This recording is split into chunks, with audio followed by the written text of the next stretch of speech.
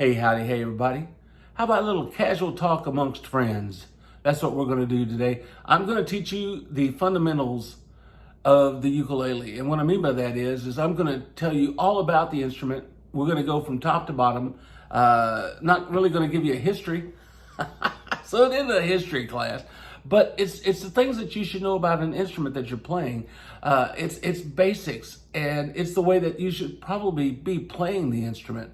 I'm going to take you right up to where you're making chords and tell you how you should be holding your hand when you make chords, proper positions, the way you should be sitting, things like that. But I'm also going to teach you about the instrument itself and tell you why certain things are done the way they're done, just so you have a good reference when you start playing your instrument. Now, granted, most people, by the time they get to see this video, they've probably seen 100 videos. They've seen everybody tell them how to do this and strumming patterns and all kinds of stuff.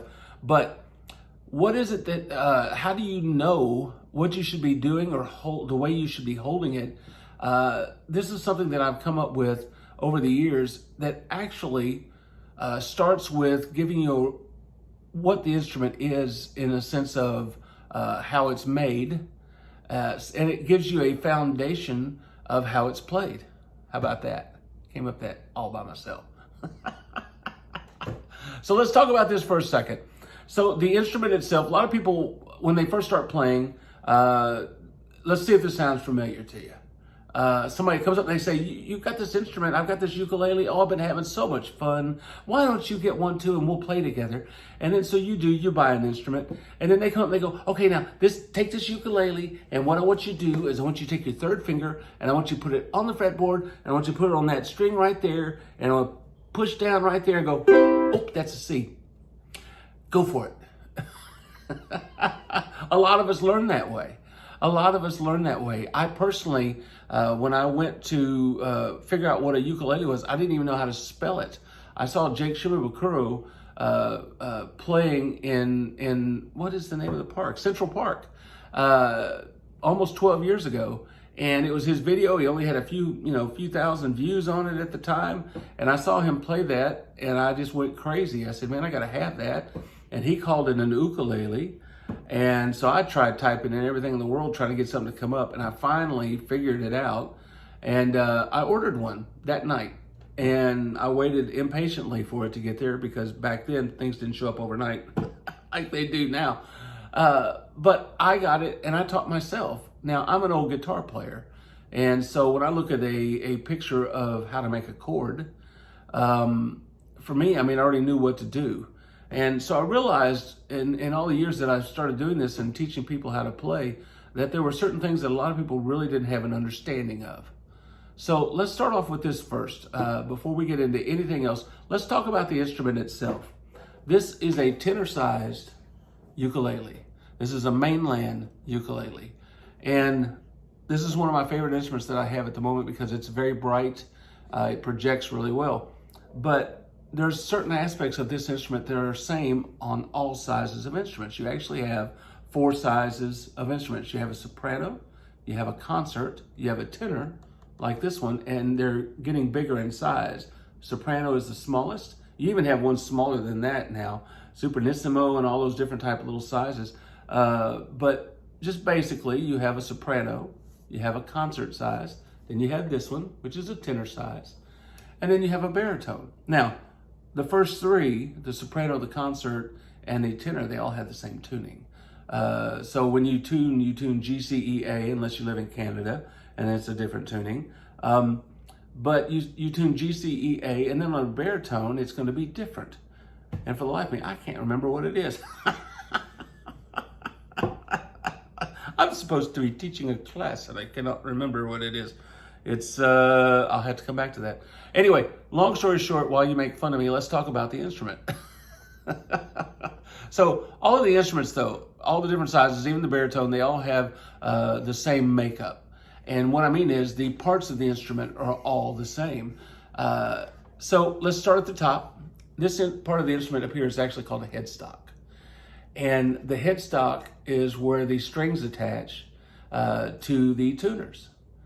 And then the strings come down to the neck here. Now, you notice this right here? That's actually called a nut. And this part of the instrument is actually vital to the instrument, and it's vital to when you play. And I'll explain it to you as we go, but this right here is called a fretboard. And what they mean by it is it's one piece of wood that has individual frets, hence the term fretboard. These little metal things are the frets, and you're going to play in between the frets to make your notes. As we go further down, you'll see the strings come across what's called a sound hole. This is called the body of the instrument. The top, or actually it's called the soundboard. The strings come down into what's called a bridge. And the bridge has this little piece right here, that right there. You notice it's white as well, it's bone. That's called a saddle. It's a saddle and a bridge and a soundboard. And then you have the body of the instrument, the sides, and then the back.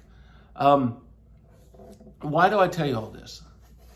Number one, you need to know the parts of your instrument if you're talking to someone. But number two, you need to know where the sound originates, because where the sound originates on these particular instruments, it's actually important. And the reason it's important is how you hold it. Sometimes it would actually deaden.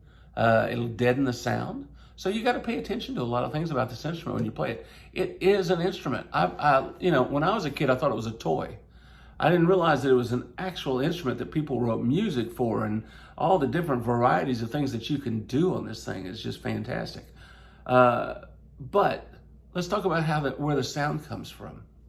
And on this instrument, you've got the nut that's up here. The strings come down the fretboard. They come across the sound hole. They go into the bridge across the saddle. Now, where you're actually making the sound come from is between the saddle and the bridge on your strings. And the way the strings, hear that? So when you're playing, the vibrations of the string, they go across the bridge, across that saddle, and that saddle transfers the sound to the bridge, and that bridge is a bridge of sound between the saddle and the soundboard. So when you actually, when it makes a sound, the vibration of the string hits that saddle, that bone saddle, goes into the bridge, and then it goes into the soundboard, and the vibrations on that soundboard go into the box. This is a box, and it's like an amplifier. It takes that sound, amplifies it, and pushes it back out the sound hole. And you can actually put your hand on the back, and you can feel the vibrations of the string as you play. Now, the reason I tell you all this is because on these instruments, sometimes people sit there and they hold it like this, and while they're playing, and they'll deaden it. You've got to actually relax. You need to hold. If you have a soprano instrument, we'll get into this in a second, but you want to loosely hold the instrument as much as you can, because you want the vibration. You want to hear the sound. But I guess we can get into this a little early. I am an advocate for a strap. The strap for an instrument. Now, a lot of people aren't. There's they call them purists. There's ukulele purists. Back in the age of ukulele, in the golden era in the 20s, people played sopranos, and they had the soprano, and they could, like I'm doing right now, I can hold it all day long like this, and I can play it. And it's actually secure. I have it locked into my arm, I have it against my chest, and I have it like this, and I can play it. I don't. I used to. I don't. But one of the reasons I'm an advocate for a strap is because the average player out there at this time, not a lot of them play soprano. They actually play a concert to a baritone size, in my experience. And there are a lot of people that play a soprano, and if you're playing a soprano and you don't need a strap, that's cool.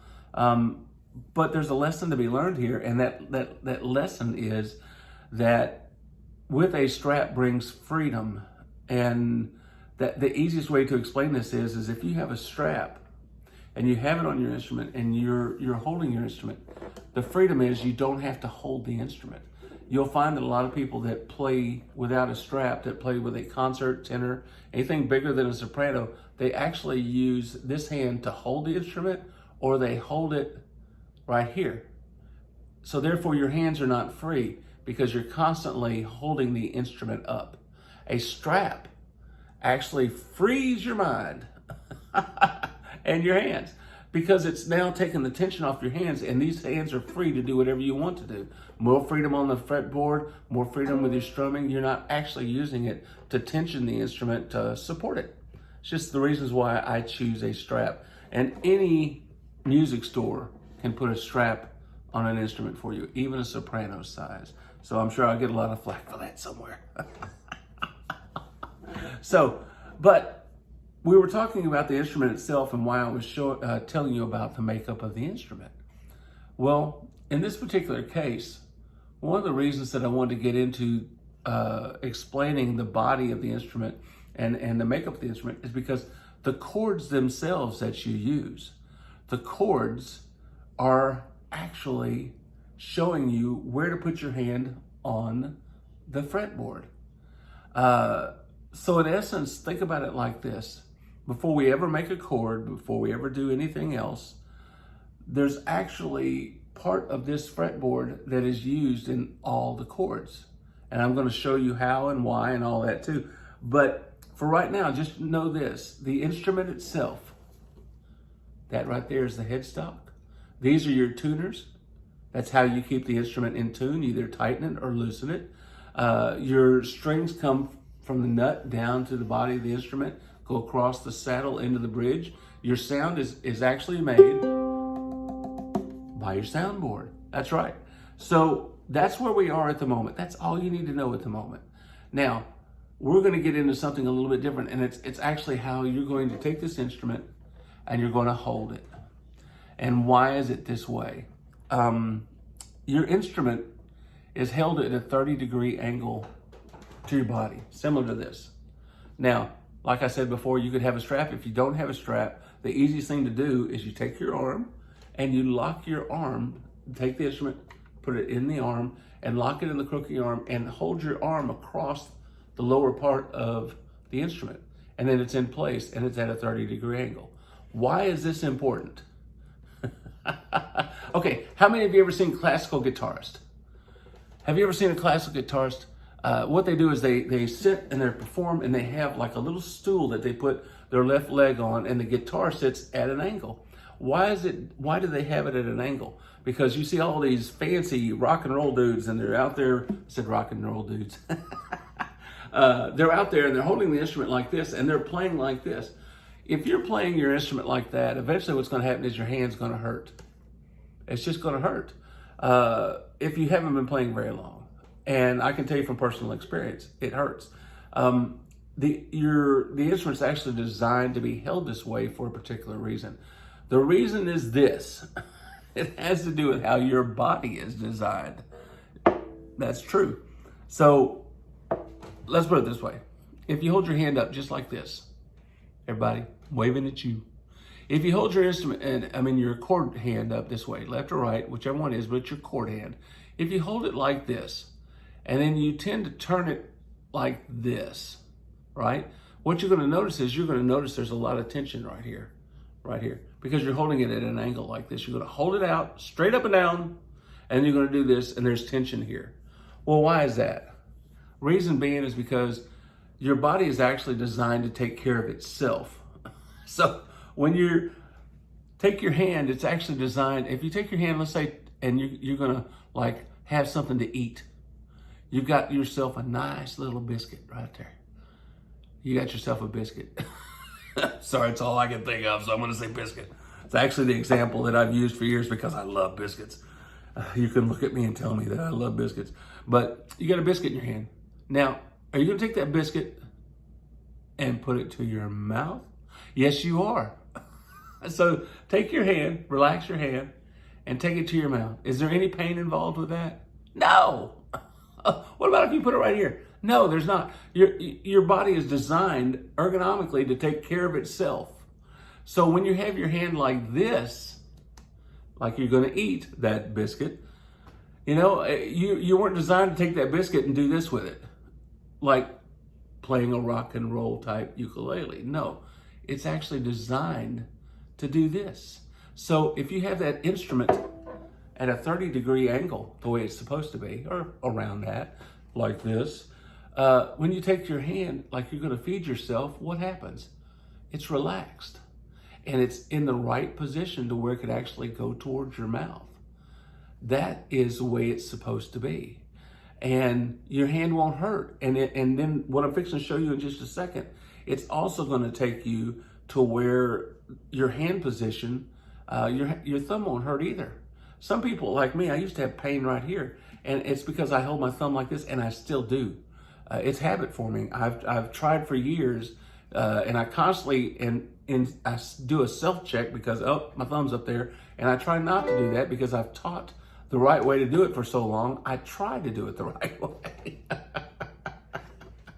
So anyway, long story longer, the way this works is you have this instrument at a 30-degree angle. Everything's there. You're ready to do it. You're going to put your hand up here and make a chord.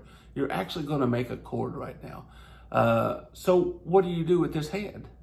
Well, one of the ways that I've come up with in my mind that I've used for years to teach you the proper placement on an instrument to make a chord is to go back to your childhood and make a hand puppet.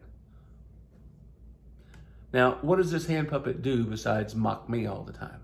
This hand puppet serves a purpose, and it's the easiest thing in the world once you realize what I'm talking about. So you got your hand puppet. There he is. What in the world does this have to do with a ukulele? A hand puppet. So open his mouth, turn your hand like you're going to eat a biscuit, but relax and notice that your instrument goes right in there. Now you're going to relax your fingers, and what you're going to do is you're just going to take the tips of the fingers and go to the top of the fretboard. Do you see that? And what are you doing? Well, you're going to, that is the proper placement of your hand on the instrument. Now, you want it down more towards the nut to start with, but if you notice, if you relax your fingers, notice how they're all just generally going each in a fret. That's the natural position of your hand. It naturally does that. In classical guitar, one of the things that they teach you is if you're making a chord and you turn your fingers and they're like crossing each other, that's a bad thing. So your hands naturally will be this way. So from when you're making a chord, when you start to make chords, you want your hand to always kind of be relaxed, and you want it to be where it's generally in this position. When I make a G chord, notice that now I've got this finger down, right? But notice it's still basically in that position, and it's relaxed. One important thing that you should know, if you're learning how to play the instrument, if you're learning how to play a ukulele, most people when they first start playing, they'll take, and like, let's just say a C chord. When they make a C chord for the first time, they press the crap out of that finger. They go in there and they just press so hard, their fingers are blood red because they want that note to sound perfect. When in reality, you only have to push as hard as you need to get the chord. I'm barely pushing. And that also allows you to have a lot more movement faster when you need it, because you're not sitting there trying to crunch down on a chord. So only put as much pressure as you need to make the chord. So we talked about the natural placement of your hand. We talked about making a hand puppet. The fact that when you put the hand puppet, the instrument in the hand puppet's mouth, you only want to take the tips of your fingers to the top of that side of the fretboard. And what does that do? It makes your thumb on the, I don't know if I can get that in there, on the back side in the center of the instrument, because your hand naturally fits that way. That's where you want your thumb to be when you learn how to play. You want it to be behind the instrument at all times. You don't want it to be up here talking to you over the top. Now, there's some people out there that actually play some awesome chords, putting their thumbs up there. If that works for you, you go for it. And some of those people out there, I just think the world of, and they're fantastic musicians. So I know that that's okay, but it all depends on what you want to do.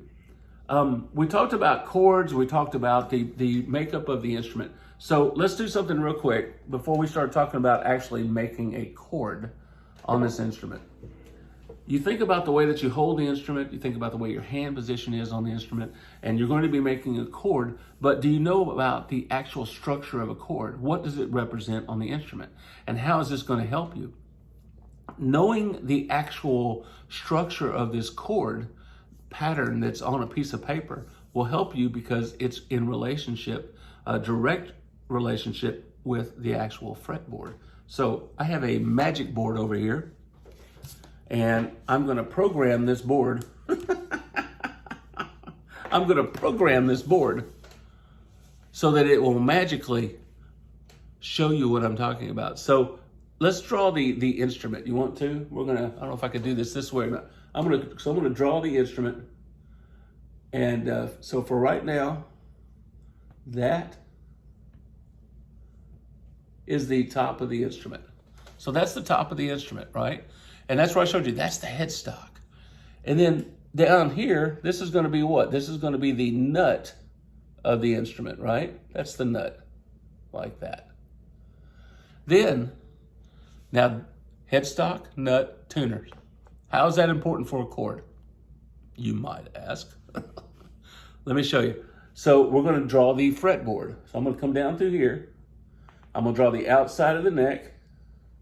And I'm going to draw 1 fret, 2, 3, 4. That don't look too bad either, does it? Okay, so what does this have to do with anything? Well, think about this for a second. Let's put some strings on here, shall we? I'm going to go with 1, and then that's this outside one. Here's 2, and then 3, and then 4. Okay, now, so this is the headstock, this is the nut, these are the frets on the fretboard. These are the strings. What does it have to do with a chord? You may ask. Watch this, it's magic. Ooh. That's right. Now, what did I just do? All I did was take away the headstock. That's right, I took away the headstock. But what is this? That's your chord. That whole representation of a chord, every single chord, as a reference, so let's say this is a C chord. That's a C chord. Okay, on there you'll notice there may be something like little zeros up here, and then you'll see here, it'll have a black dot. What is that? That's right, that's a chord shape. That's a finger pattern. That's the C chord for a ukulele. And all this is represented on your actual instrument. So if you take the instrument, y'all excuse me for just a second. I'm gonna put the cap on this. If you look at your instrument the same way, and you have it here, and this is such, hey, I go to great lengths to make sure that the graphics are good on my show. Anyway, but if you look, you'll see here's the nut, there's the nut there, your first fret, second fret, third fret, fourth fret, right? And so what you're going to do is that means that that particular finger pattern, which is a C, it's going to be where? 1, 2, 3. It's going to be right there. And that's all it is. And it's the reason that I went through all this is to show you that when you're actually making a chord like this, and let's say you have trouble and you're like, man, where do my fingers go? Turn the instrument around so you're looking at it and you go, well, according to that chord, it tells me my finger goes right there. You can read it that way because that's the way it's designed. A lot of people look at it and they don't really understand sometimes. They look at it and go, well, what's that? So like as a reference, I'm going to kind of correct this for a second. And then I'm going to correct this for a second. And let me tell you something. There was not one dime of expense spared to bring you this fantastic stuff. Okay, same thing with like an F chord. So an F chord on the fretboard, it's going to tell you that let's see, this will be 0, and this will be 0, and it'll have a dot there, and it'll have a dot there. And that is an F chord. See there? And there's your fretboard. There's where you put your fingers. And I think I've just did that. Something looks weird. I know it is. I'm looking at it in reverse. It took me a minute. But how is that important? Okay, well, let's talk about this for a second. On that C chord, and let's go ahead and put our instruments on, shall we? On that C chord, one of the things that, remember now, the instrument's going to be at a 30-degree angle, and your hand placement is going to be what? Just like this. And you're going to have that hand puppet. It's going to go up here, and your 4 fingers are going to be across the first 4 frets. Just wherever they lie comfortably. And remember this, no matter what I say, if it's uncomfortable for you, if it's not working the way that it should be working and it hurts or something like that, then do what you can do. Do the best you can do. Everything I'm doing now is just give you kind of a feeling for what you should be doing. It's up to you to make it so that it becomes a reality the way you play. So do the best you can. That's all I'm asking. But so you're up here, you've got your hand puppets, you've got it so that the tips of your fingers are right up against the top of the fretboard, and you're going to make a C chord. Well, you would naturally, if you're looking at this and you know that on that C chord, it's on the 3rd fret, that your 3rd finger would naturally be the reason. So that friend all those times ago that said, hey, listen, man, you take your 3rd finger, you put it on the 1st string on the 1st fret. There you go, play. See, they're actually correct, okay? But the reasoning was, why are they correct? Because that's where your hand naturally falls, is on that 3rd fret like that. Now, remember this. It's a rhyme that I've come up with for years. The way that people count the strings on a ukulele, if you're somewhere and somebody's teaching you something, they'll say, go to the 1st string. They don't say G, C, E, A, go to the A string. They say, go to the 1st string. And stringed instruments are counted from the bottom up. They're from away from it. Now you'd think, hey, starts up here, man. But it doesn't. It actually starts from the bottom. So for me, I kind of come up with a rhyme, and it's from the floor, 1, 2, 3, 4, right? From the floor, 1, 2, 3, 4. So the strings are numbered from the floor, 1, 2, 3, 4. So whenever I'm telling you a string number, where to put your finger, just remember from the floor, 1, 2, 3, 4. So that 1st string, number 1, you're going to have your 3rd finger on the 3rd fret, and then you're going to take that 3rd finger and put it on the 1st string on the 3rd fret. That's your C chord. And C, nut, 1, 2, 3. Now, remember what I said about tension? You only want to put enough on there that it makes a nice even sound. If you don't push hard enough, you want to push just enough. And I'm seriously not pressing very hard. A ukulele is one of these instruments that it uses these, like me, I have these particular type of strings that they don't have a lot of tension to them. And part of what it is I don't want to promote one string over another, so I'm just going to say strings.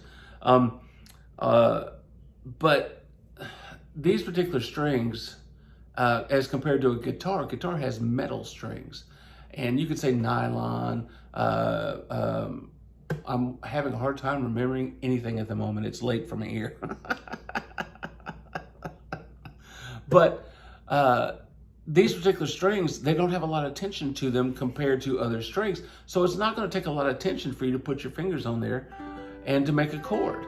Whereas a guitar, unless you have a very light gauge metal, it takes a little bit of tension, and your fingers actually hurt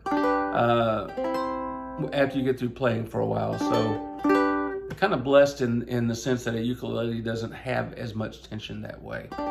So you can actually spend a little bit more time learning how to learn. So here we go. So that C chord, and you've made it clear, and you're learning how to play.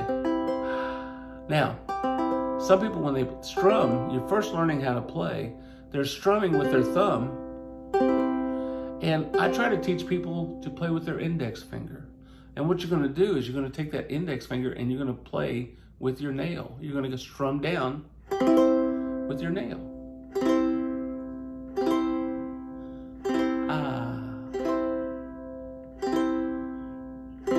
Now, strum with me. Now, remember I said that F chord we were talking about? That F chord, your fingers are going to be on the index finger is going to be on the second string from the floor, 1, 2, 3, 4, second string, first fret, and the second one is going to be on the fourth string, second fret. Second string, first fret.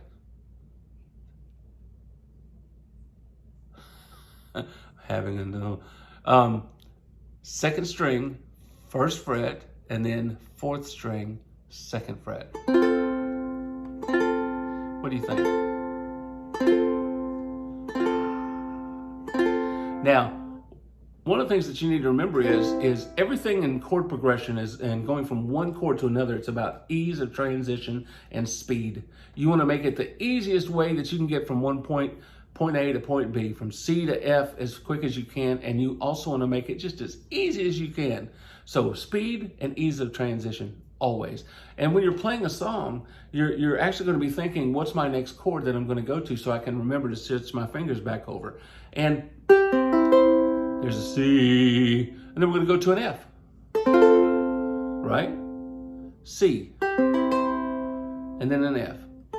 So let's strum this one out. So we're going to strum down, and then we're going to do that. We're going to do this 8 times, and then we're going to go from 8 times, and we're going to go, which totally lost count.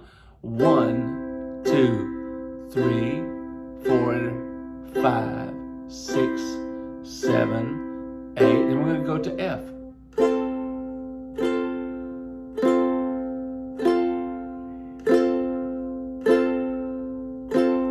And we're going to go back to C.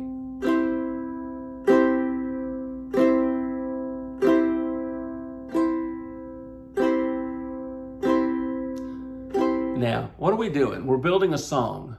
We're just building a song. And I'm showing you the basics of strumming, and I'm showing you the basics of chord transition. And eventually we're gonna do a song, and I don't have the music out for it, so you just follow me with the song.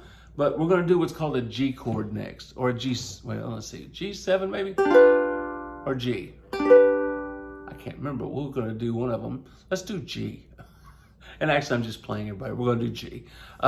So your G chord is a little bit more difficult than the rest of them. It's one of the reasons I save it for last. But your G chord, you remember me making that chord a while back and I said, hey, look, my fingers are still in that natural position, even though one is underneath the other one.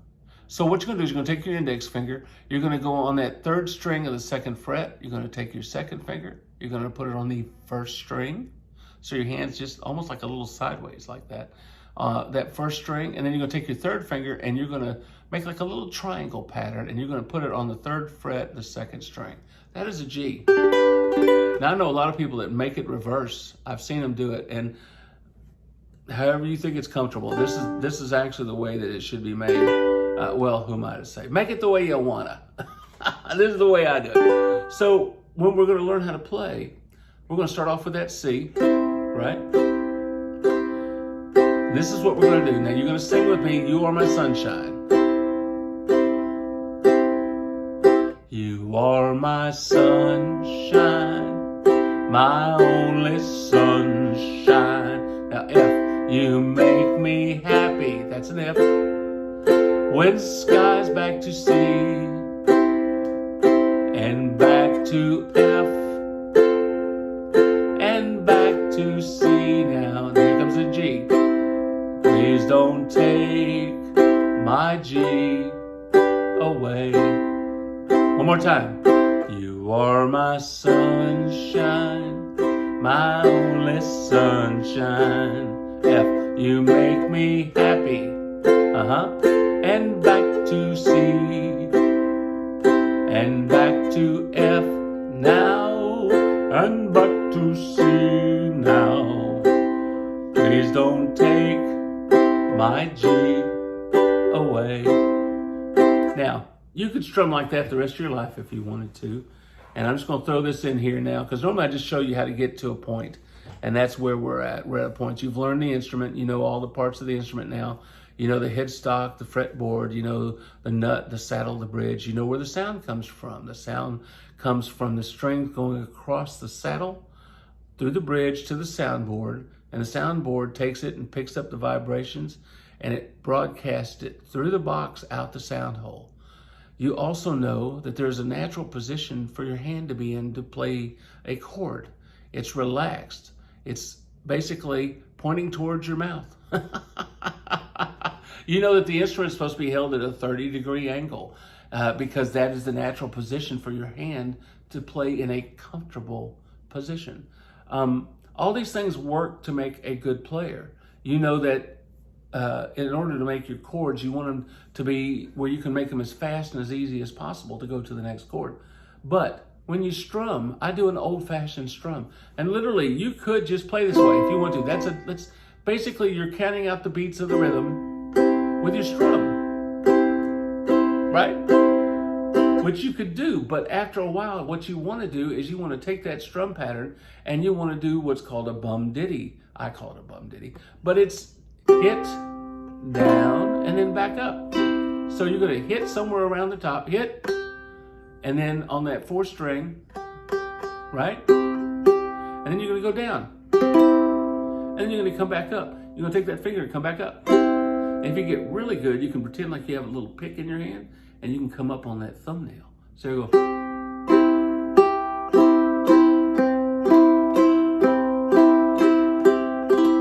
Or you can just use your index finger. Right? Hit, down, up, hit, down, up. Now, make the down strum just a little bit longer and a little shorter on the up strum. Downbeat, downbeat, downbeat, hit, down, up, hit.